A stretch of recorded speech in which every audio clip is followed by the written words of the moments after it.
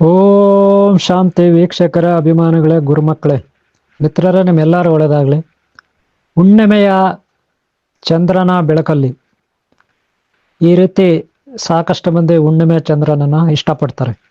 ಚಿಕ್ಕ ಮಕ್ಕಳಿಂದ ದೊಡ್ಡವರವ್ರಿಗೂ ವಯಸ್ಸಾದವ್ರವ್ರಿಗೂ ಚಂದ್ರ ಭಗವಾನ, ಅದರಲ್ಲೂ ಹುಣ್ಣಿಮೆ ಪೂರ್ಣ ಚಂದ್ರ, ಈ ಪೂರ್ಣ ಚಂದ್ರನನ್ನು ಎಲ್ಲರೂ ಇಷ್ಟಪಡ್ತಾರೆ.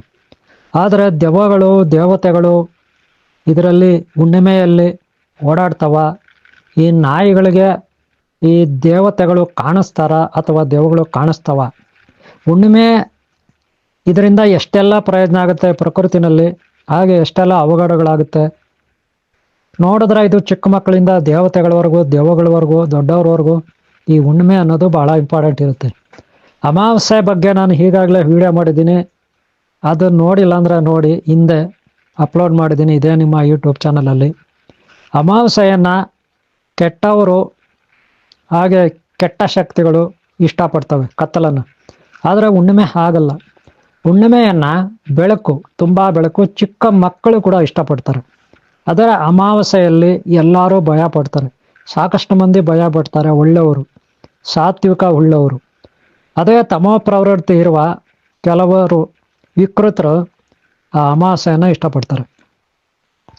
ಆದರೆ ಒಳ್ಳೆಯವರು ಯಾರು ಅಮಾವಾಸ್ಯೆನ ಇಷ್ಟಪಡಕ್ಕೆ ಹೋಗಲ್ಲ, ನನಗೆ ಗೊತ್ತಿರೋ ಹಾಗೆ. ಯಾಕೆಂದರೆ ಅಮಾವಾಸ್ಯೆ ಅಂದರೆ ನೀವೊಂದು ಪ್ರಶ್ನೆ ಕೇಳ್ಬೋದು, ಅಮಾವಾಸ್ಯೆ ದಿನ ಹಂಗಾದ್ರೆ ನಾವೆಲ್ಲ ಪೂಜೆ ಮಾಡ್ತೀವಿ, ನಾವೆಲ್ಲ ಕೆಟ್ಟವರ ಅಂತ.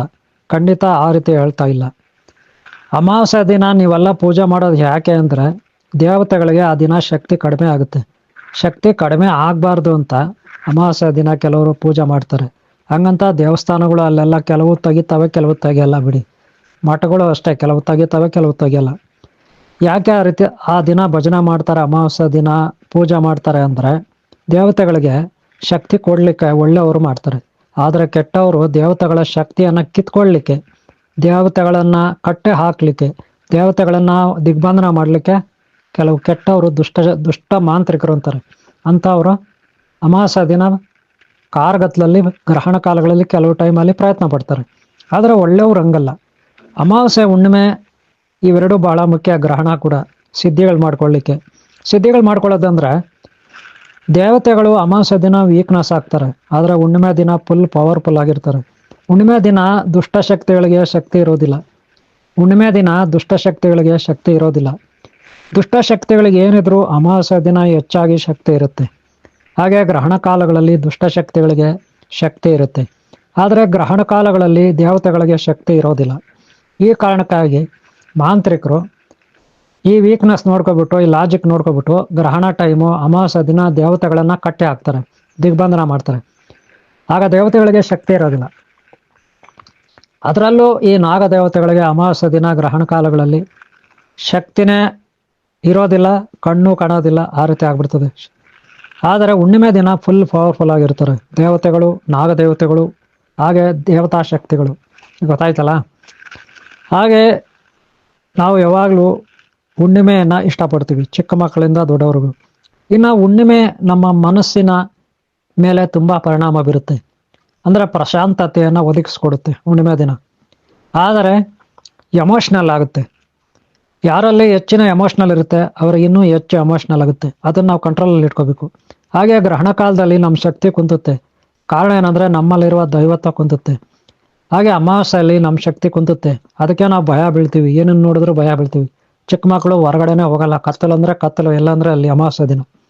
ಆಗ ದೆವ್ವಗಳು, ದುಷ್ಟಶಕ್ತಿಗಳು ಇನ್ನೊಂದು ಮತ್ತೊಂದು ಹೆಚ್ಚಿನ ಸಂಚಾರ ಮಾಡ್ತವೆ. ಆದರೆ ಹುಣ್ಣಿಮೆ ದಿನ ದೇವತಾ ಶಕ್ತಿ, ಮಕ್ಕಳು ಭಯ ಬೀಳಲ್ಲ, ಯಾರೂ ಭಯ ಬೀಳಲ್ಲ. ಇನ್ನು ಮಕ್ಕಳಿಗೆ ಊಟ ಎಲ್ಲ ತಿಂಡಿ ತಿನ್ನಿಸ್ಬೇಕಾದ್ರೆ ತಾಯಂದರು, ಊಟ ಉಣಬಡಿಸ್ಬೇಕಾದ್ರೆ ತಾಯಂದರು ಆಚೆ ಕಡೆ ಕರ್ಕೊಂಡೋಗಿ ಚಂದಮಾಮ ಚಂದಮಾಮ ಚಂದಮಾಮ ಅಂತ ತೋರಿಸ್ತಾರೆ. ಹಾಗೆ ಪ್ರೇಮಿಗಳಿಗೆ ಹಬ್ಬ ಮಾಡ್ಕೋತಾರೆ. ಪ್ರೇಮಿಗಳು ಹುಣ್ಣಿಮೆ ದಿನ ಹಬ್ಬ ಮಾಡ್ಕೋತಾರೆ. ಅದರಲ್ಲೂ ನಾಗದೇವತೆಗಳು, ಜೋಡಿ ನಾಗ ಸರ್ಪ ದೇವತೆಗಳು ತುಂಬ ಸಂತೋಷ ಪಡ್ತಾರೆ ಹುಣ್ಣಿಮೆ ದಿನ. ಹೀಗೆ ಹುಣ್ಣಿಮೆ ಹೆಚ್ಚಿನ ಶಕ್ತಿ ಭೂಮಿ ಮೇಲೆ ಬೀಳುತ್ತೆ. ಇದಕ್ಕೆ ಕಾರಣ ಹುಣ್ಣಿಮೆ ಅಂದರೆ ಚಂದ್ರನ ಮೇಲೆ ಸೂರ್ಯನ ಬೆಳಕು ಬೀಳುತ್ತೆ. ಪೂರ್ಣವಾಗಿ ಚಂದ್ರ ನಮಗೆ ಕಾಣಿಸ್ತಾನೆ. ಹಾಗೆ ಹೆಚ್ಚಿನ ಶಕ್ತಿ ಭೂಮಿ ಮೇಲೆ ಬೀಳುತ್ತೆ. ಆಗ ಗಿಡ ಮರ ಬಳ್ಳಿ ಬೆಟ್ಟ ಗುಡ್ಡ ನದಿ ಸಾಗರ ಹಾಗೆ ನಮ್ಮ ಮನುಷ್ಯರು ಪ್ರಾಣಿಗಳು ಪಕ್ಷಿಗಳು ಎಲ್ಲದರ ಮೇಲೆ ಆ ಚಂದ್ರ ಭಗವಾನನ ಮೇಲೆ ಬೀಳ್ತಕ್ಕಂಥ ಬೆಳಕು ಅದರಲ್ಲಿ ಹೀಲಿಯಂ, ಮೀಥೇನ್ ಇತ್ಯಾದಿ ಅನಿಲಗಳಿರುತ್ತೆ. ಇವು ಬಹಳ ಮುಖ್ಯ ನಮಗೆ. ಜೀವಶಕ್ತಿ, ಜೀವಶಕ್ತಿ ಚೈತನ್ಯ, ಆಗ ಯೋಗ ಶಕ್ತಿ ಚೈತನ್ಯ, ದೈವತ್ವ ಇದು ನಮ್ಮ ಮೇಲೆ ಪರಿಣಾಮ ಬೀರುತ್ತೆ. ಅದಕ್ಕೆ ನಮ್ಗೆ ಹೆಚ್ಚಿನ ಶಕ್ತಿ ಬರುತ್ತೆ ಹುಣ್ಣಿಮೆ ದಿನ. ಅದಕ್ಕೆ ದೇವಾಲಯಗಳಲ್ಲಿ ಪೂಜೆ ಮಾಡ್ತಾರೆ, ಕೆಲವರು ಉಪವಾಸ ಮಾಡ್ತಾರೆ, ಕೆಲವರು ಧ್ಯಾನ, ಜಪ, ತಪ ಸಿದ್ಧಿಗಳನ್ನ, ದೇವತಾ ಸಿದ್ಧಿಗಳನ್ನ ಮಾಡ್ಕೋತಾರೆ. ಇದು ಹುಣ್ಣಿಮೆನಲ್ಲಿರ್ತಕ್ಕಂಥ ಅತ್ಯಂತ ಹೆಚ್ಚಿನ ಶಕ್ತಿ. ಆ ದಿನ ನಾವು ಯಾವಾಗಲೂ ಶುದ್ಧವಾಗಿರಬೇಕು, ಅದು ಒಳ್ಳೆಯದು. ಅಮಾವಾಸ್ಯ ದಿನ ಆ ದಿನಾನೂ ನಾವು ಶುದ್ಧವಾಗಿರಬೇಕು. ನೆನಪಿಟ್ಕೊಳ್ಳಿ, ಗ್ರಹಣ ದಿನ ಆ ದಿನಾನೂ ಶುದ್ಧವಾಗಿರಬೇಕು. ನಾವು ಶುದ್ಧವಾಗಿರ್ಬೇಕು. ಒಟ್ಟಿನಲ್ಲಿ 3 ಕಾಲಮಾನಗಳಲ್ಲಿ ಅಶುದ್ಧತೆಯಿಂದ ಇರಬಾರ್ದು. ಹಾಗೆ ಪಾಪಕರ್ಮಗಳನ್ನು ಮಾಡಬಾರ್ದು. ಇದರಿಂದ ಒಳ್ಳೆ ಮಕ್ಕಳಾಗುತ್ತೆ, ಮಕ್ಕಳಿಗೆ ಒಳ್ಳೆ ಬುದ್ಧಿ ಇರುತ್ತೆ, ವಂಶ ಬೆಳೆಯುತ್ತೆ, ನಾವು ಪುಣ್ಯವಂತರಾಗ್ತೀವಿ, ಪುಣ್ಯ ಬೆಳೆಸ್ಕೋತೀವಿ, ನಮ್ಮ ದಾರಿದ್ರ್ಯ ಕಳೀತೆ, ರೋಗಗಳು ಕಳೀತೆ, ಹಾಗೆ ಐಶ್ವರ್ಯ ಒದಗಿ ಬರುತ್ತೆ. ಗೊತ್ತಾಯ್ತಲ್ಲ. ಮಹಾಲಕ್ಷ್ಮಿ, ಅನಂತ ಪದ್ಮಾವತಿ, ಅನಂತಲಕ್ಷ್ಮಿ, ಅನಂತ ಪದ್ಮನಾಭ ಸ್ವಾಮಿ, ಹಾಗೆ ದೇವಾನು ದೇವತೆಗಳು, ಆ ಪರಮೇಶ್ವರನ, ಆ ವಿಘ್ನೇಶ್ವರನ, ಕುಮಾರಸ್ವಾಮಿಯ ಶಕ್ತಿ, ನಮ್ಮ ಗುರುಶಕ್ತಿ ನಮಗೆ ಖಂಡಿತ ಅವರ ಆಶೀರ್ವಾದ ಇದ್ದೇ ಇರುತ್ತೆ.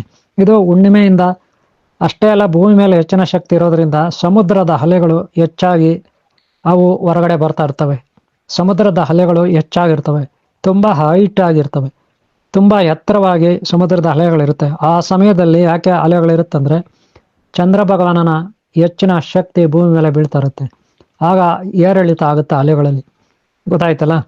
ಹಾಗೆ ನಮ್ಮ ಮನಸ್ಸಿನ ಮೇಲೆ ಕೂಡ ಏರಿಳಿತ ಆಗುತ್ತೆ, ನೆನಪಿಟ್ಕೊಳ್ಳಿ. ಆದರೆ ಇದರಲ್ಲಿ ಯಾರು ಎಮೋಷ್ನಲ್ ಆಗಿರ್ತಾರೆ ಅವ್ರಿಗೆ ದೆವ್ವ ಹಿಡ್ದಂಗೆ ಆಗುತ್ತೆ. ಅಮಾವಾಸ್ಯೆ ಆಗಲಿ, ಹುಣ್ಣಿಮೆ ಆಗಲಿ, ಗ್ರಹಣ ಆಗಲಿ, ನೀವು ನೋಡಿರ್ಬೋದು ಕೆಲವರು ಮಾನಸಿಕವಾಗಿ ಎಮೋಷ್ನಲ್ಗಳಾಗಿರ್ತಾರೆ. ಆಗ ಬೇರೆಯವರು ಅವ್ರನ್ನ, ಇವ್ರಿಗೆ ದೆವ್ವ ಹಿಡ್ದಿದೆ, ಅದಕ್ಕೆ ಹುಣ್ಣಿಮೆ ದಿನ, ಗ್ರಹಣ ದಿನ, ಅಮಾವಾಸ್ಯೆ ದಿನ ಬರುತ್ತೆ, ಇವ್ರಿಗೆ ದೆವ್ವ ಇದೆ, ಬ್ರಹ್ಮರಾಕ್ಷಸ ಇದೆ, ಭೂತ ಇದೆ, ಆತ್ಮ ಇದೆ ಇವರಲ್ಲಿ, ಈ ರೀತಿ ಅವ್ರನ್ನ ಅವೇಳನ ಮಾಡ್ತಾರೆ, ಅಪಮಾನ ಮಾಡ್ತಾರೆ. ಈ ರೀತಿ ಎಲ್ಲ ಮಾಡಬಾರ್ದು. ಗೊತ್ತಾಯ್ತಲ್ಲ. ಸೈಂಟಿಫಿಕ್ ಆಗಿ ಆಧ್ಯಾತ್ಮ ವಿಜ್ಞಾನವನ್ನು ಅರ್ಥ ಮಾಡ್ಕೋಬೇಕು. ಸ್ಪಿರಿಚುವಲ್ ಸೈನ್ಸ್, ಆಧ್ಯಾತ್ಮ ವಿಜ್ಞಾನ, ಇದನ್ನು ಅರ್ಥ ಮಾಡ್ಕೋಬೇಕು. ಒಟ್ಟಿನಲ್ಲಿ ಹುಣ್ಣಿಮೆ, ಇದರಿಂದ ಗಿಡ ಮರಗಳು, ನಾವು ಎಲ್ಲರೂ ಪ್ರಫುಲ್ಲತೆಯಿಂದ ಬೆಳಗ್ತೀವಿ. ನಮ್ಮಲ್ಲಿ ಆತ್ಮಶಕ್ತಿ, ಯೋಗಶಕ್ತಿ ಎಲ್ಲ ಬರುತ್ತೆ. ಹುಣ್ಣಿಮೆಯಿಂದ ತುಂಬ ಉಪಯೋಗ ಇರುತ್ತೆ. ಓಕೆನಾ. ಇಷ್ಟು ಇದರ ಮಾಹಿತಿ. ಸಾಕಷ್ಟು ಹುಣ್ಣಿಮೆಗಳು ಬರುತ್ತೆ. ಗುರುಪೂರ್ಣಿಮೆ ಬರುತ್ತೆ, ಕಾರ್ತಿಕ ಹುಣ್ಣಿಮೆ ಬರುತ್ತೆ, ಹೀಗೆ ಸಾಕಷ್ಟು ಹುಣ್ಣಿಮೆಗಳು ನಮ್ಮಲ್ಲಿ ಬರುತ್ತೆ. ಅವುಗಳ ಉಪಯೋಗವನ್ನು ನೀವು ಪಡ್ಕೋಬೇಕು. ಅದನ್ನು ಒಳ್ಳೆ ರೀತಿಯಲ್ಲಿ ಇರಬೇಕು. ಇದರಿಂದ ನಮ್ಮಲ್ಲಿ ಹೆಚ್ಚಿನ ಶಕ್ತಿ ಇರುತ್ತೆ. ಓಕೆನಾ. ಇಷ್ಟು ಸಣ್ಣ ಮಾಹಿತಿ. ಈ ವಿಡಿಯೋ ನಿಮ್ಗೆ ಇಷ್ಟ ಆಗಿದ್ರೆ ಒಂದು ಲೈಕ್ ಮಾಡೋದು ಬರಬೇಡಿ. ಹಾಗೆ ಹಿಂದಿನ ಭಾಗಗಳು ನೋಡಿ, ಮುಂದಿನ ಭಾಗಗಳು ನೋಡಿ. ಹುಣ್ಣಿಮೆ ದಿನ ಯಾವುದಾದ್ರೂ ಶಕ್ತಿಗಳು ಓಡಾಡಿದ್ರೆ, ಪ್ರಾಣಿ ಪಕ್ಷಿಗಳು ಅವೇನು ಹೆಚ್ಚಾಗಿ ಕಿರುಚಾಡಲ್ಲ. ಆದರೆ ಅಮಾವಾಸ್ಯೆ ದಿನ ಕಿರುಚಾಡ್ತವೆ, ಗ್ರಹಣ ಕಾಲಗಳಲ್ಲಿ ಕಿರುಚಾಡ್ತವೆ, ಭೂಕಂಪ ಸುನಾಮಿಗಳಲ್ಲಿ ಪ್ರಾಣಿ ಪಕ್ಷಿಗಳು ಕಿರುಚಾಡ್ತವೆ. ಗೊತ್ತಾಯ್ತಲ್ಲ. ಹುಣ್ಣಿಮೆ ದಿನ ಅಷ್ಟು ಕಿರುಚಾಡಲ್ಲ, ಸಂತೋಷವಾಗಿ ಆನಂದವಾಗಿರ್ತವೆ. ಓಕೆ. ಇಷ್ಟು ಮಾಹಿತಿ ಇಷ್ಟ ಆದರೆ ಒಂದು ಲೈಕ್ ಮಾಡಿ. ಹಾಗೆ ಹಿಂದಿನ ಭಾಗ ನೋಡಿ, ಹಾಗೆ ಮುಂದಿನ ಭಾಗ ನೋಡಿ. ನಿಮ್ಮೆಲ್ಲರೂ ಒಳ್ಳೆಯದಾಗಲಿ. ಓಂ ಶಾಂತಿ, ಓಂ ಶಾಂತಿ, ಓಂ ಶಾಂತಿ.